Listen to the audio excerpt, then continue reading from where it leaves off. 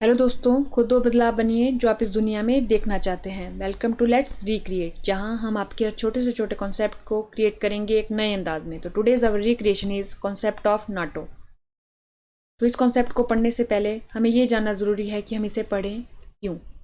तो देखिए, ये न्यूज़ में क्यों था, क्योंकि तुर्की स्वीडन को नाटो का मेंबर बनाने के लिए राज़ी हो चुका है। तो हमें ये जानना ज़रूरी है कि पहले तुर्की मना क्यों कर रहा था और स्वीडन नाटो का मेंबर क्यों बनना चाहता था। तो आप वर्ल्ड मैप से तो परिचित होंगे ही। ये हमारा वर्ल्ड मैप है। अगर हम इसमें यूरोप देखें तो हमारा यूरोप इधर आता है। तो देखिए, ये रहा यूरोप। और हमें यूरोप के आज कौन सी दो कंट्रीज के बारे में पढ़ना है, वो है तुर्की एंड स्वीडन। तो देखिए, आपने देख लिया क्या, इसकी ये सिचुएटेड कहाँ है, यूरोप में। और ये कहाँ है, यूरोप प्लस एशिया में, क्योंकि इसका कुछ भाग यूरोप में भी आता है और एशिया में भी आता है। स्वीडन की कैपिटल स्टॉकहोम, इसकी कैपिटल तुर्की की अंकारा।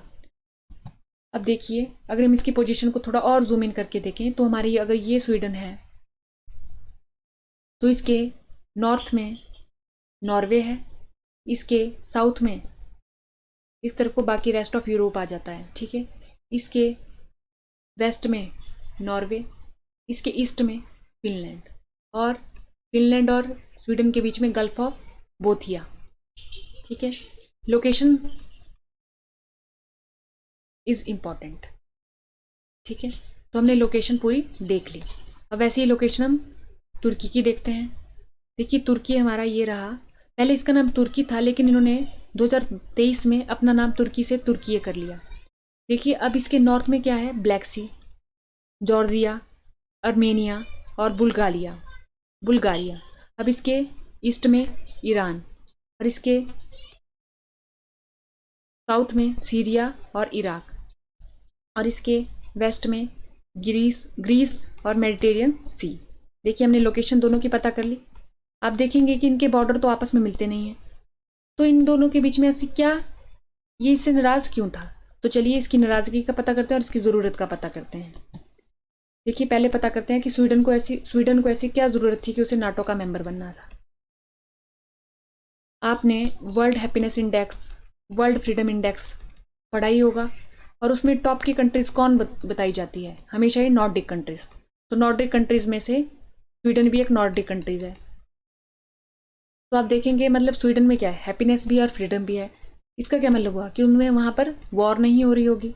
तो 2 सेंचुरीज तक, मतलब पिछली 2 सेंचुरीज से वहां पर कोई वॉर नहीं है, ना ही इंटरनली और ना ही एक्सटर्नली। और अगर कोई एक्सटर्नली वॉर होती भी है किसी कंट्रीज के बीच में तो वो न्यूट्रल रहता है। लेकिन आफ्टर रशिया यूक्रेन वॉर के बाद, देखिए आप जानते ही होंगे, 21-22 में रशिया ने यूक्रेन के ऊपर हमला कर दिया था, और जवाब में यूक्रेन ने भी रशिया के ऊपर अपनी रक्षा के लिए हमला किया। तो देखिए, आप देखेंगे ये दोनों कंट्रीज है कहाँ सिचुएटेड, यूरोप में है ही ना, सिचुएटेड यूरोप में। अब यूरोप का थोड़ा सा पार्ट आप देखेंगे, यहाँ पर ये रहा हमारा रशिया। तो रशिया हमारा यहाँ जैसे भी ये हमारा, इसकी बाउंड्री है थोड़ी रशिया की, इधर जैसे भी। तो इन कंट्रीज को भी अपने प्रति खतरा उत्पन्न होने लगा। तो अपनी सिक्योरिटी के लिए फिनलैंड और नॉर्वे ने क्या किया, उन्होंने अप्लाई कर दिया नाटो में ज्वाइन करने के लिए। अब देखते हैं तुर्की ने क्यों मना किया कि स्वीडन को हम नाटो का मेंबर नहीं बनाएंगे। तो देखिए, तुर्की में एक मिलिटेंट ग्रुप है जो वहाँ पर डिस्टर्बेंस क्रिएट करता है, वो है कुर्दिस्तान वर्कर पार्टी।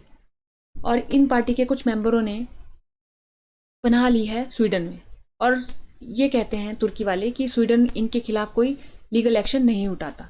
ये एक नाराजगी की पहली वजह हो गई स्वीडन से। दूसरी वजह है कि स्वीडन में कुछ समय पहले प्रोटेस्ट हुआ था, कुरान बर्निंग प्रोटेस्ट, ठीक है। तो ये क्या कहते हैं तुर्की वाले कि इन्होंने, स्वीडन की सरकार, गवर्नमेंट ने ये बोल के कोई एक्शन नहीं लिया कि ये फ्रीडम ऑफ स्पीच है, फ्रीडम ऑफ स्पीच लॉ के अकॉर्डिंग कर सकते हैं। तो देखिए, इनसे इनकी भावनाओं को ठेस पहुंची और इनसे इनके कंट्रीज में डिस्टर्बेंस ज़्यादा हो रही है। तो ये दोनों वजह थी जिसकी वजह से तुर्की नहीं चाहता था कि स्वीडन नाटो का मेंबर बने। तो उसने फिनलैंड को तो बोल दिया कि हरी झंडी दिखा दी कि चलिए आप आ जाइए, लेकिन आप आ सकते हैं, लेकिन इसके लिए वो माना नहीं। तो आज का सिनेरियो क्या है, आज का सिनेरियो ये है कि स्वीडन नाटो का मेंबर बन सकता है। तुर्की राजी हो चुका है। तो ऐसा क्या किया, अब ऐसा क्या हुआ? तो देखिए स्वीडन ने क्या किया, अपनी एंटी टेररिस्ट एक्टिविटी इन्होंने क्या की, स्ट्रॉन्ग कर दी, टाइटन कर दी। टेररिस्ट की जो एक्टिविटी थी ना, उसके प्रति इन्होंने सख्त कदम उठाए। ठीक है। और ये बोला जाता है कि यूएसए के साथ तुर्की डील कर रहा था कि यूएसए तुर्की को देगा 40 एफ फाइटर जेट्स। ठीक है। तो यूएसए चाहता ही था कि स्वीडन नाटो का मेंबर बने। तो ये देखा जा रहा है कि इसके पीछे ये डील भी एक वजह मानी जा रही है, लेकिन यूएसए ने अभी तक कंफर्म नहीं किया इस बारे में। अब दूसरा आता है, ये हो गया हमारे पास। इससे ये फिर क्या हो गया कि स्वीडन हमारा एंटर हो गया कहाँ, नाटो में। अब आता है कि नाटो है क्या। नाटो है क्या, तो देखेंगे, आपको पता होगा कि वर्ल्ड वॉर 2 कब हुई थी, 1939 से लेके 1945 में। तो वर्ल्ड वॉर 2 के नतीजे तो बहुत ही बुरे थे, क्योंकि पूरी दुनिया क्या थी, पूरी दुनिया की अर्थव्यवस्था बिगड़ चुकी थी। और यूरोप की अर्थव्यवस्था को तो बहुत ही गहरा आघात पहुंचा था। देखिए, वो वहाँ की इकोनॉमी पूरी तरीके से ध्वस्त हो चुकी थी, उनकी इंडस्ट्रीज ध्वस्त हो चुके थे। ठीक है। तो इंडस्ट्रीज को फिर से खड़ा करने के लिए क्या जरूरत चाहिए, कैपिटल चाहिए, मतलब बहुत सारा पैसा चाहिए। पैसा तो अभी था नहीं, क्योंकि वॉर हो चुकी थी, तो पैसा ऑब्वियस सी बात है कि खत्म हो गया होगा। और दूसरा था सिक्योरिटी पर्पस, क्योंकि रशिया क्या था, कम्युनिस्ट, यहाँ पर क्या थे, कम्युनिस्ट पार्टी थी। और ये थोड़ा पूंजीवाद के प्रति इनका झुकाव था। ठीक है। तो अब क्या हुआ, यूएसए क्या था, पूंजीवाद के प्रति इसका भी झुकाव पूंजीवाद के प्रति है। तो इसने क्या किया, इसने बोला यूएसए ने कि मैं आपकी हेल्प करूंगा पैसे देके। तो ये मार्शल प्लान लेके आया। तो रशिया ने बोला, ये हमारा रशिया है। तो रशिया की यहाँ कुछ कंट्रीज में, रशिया के साथ थी कुछ कंट्रीज यूरोप की ही। तो अब क्या हो गया, रशिया ने उन्हें बोला कि आप मार्शल प्लान में ज्वाइन नहीं करेंगे। तो इससे क्या हो गया, यूरोप में ही दरार पड़ गई, ईस्ट और वेस्ट यूरोप बंट गया। जब ये हो गया ईस्ट और वेस्ट यूरोप, देखिए पहला रीजन हो गया ईस्ट और वेस्ट यूरोप का।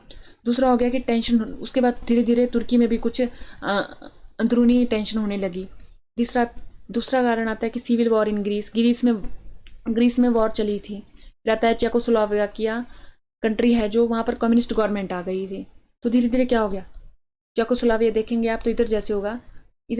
तो इसकी वजह से क्या हो गया कि धीरे धीरे कहीं पूरी यूरोप कम्युनिस्ट ना बन जाए, यूएसए कोई खतरा मंडराने लगा। तो उन्होंने क्या किया, 1949 में एक पीसफुल मिलिटेंट ग्रुप बनाया कि अगर एक पे हमला तो सब पे हमला माना जाएगा। ठीक है। ये सिक्योरिटी पर्पज को ध्यान में रखते हुए बनाया गया। तो नाटो क्या है, नॉर्थ अटलांटिक ट्रीटी ऑर्गेनाइजेशन। इसका हेडक्वार्टर ब्रुसेल बेल्जियम में है। और अब इसमें कितने मेंबर है, 31। तो थैंक यू, देखते रहिए लेट्स रिक्रिएट।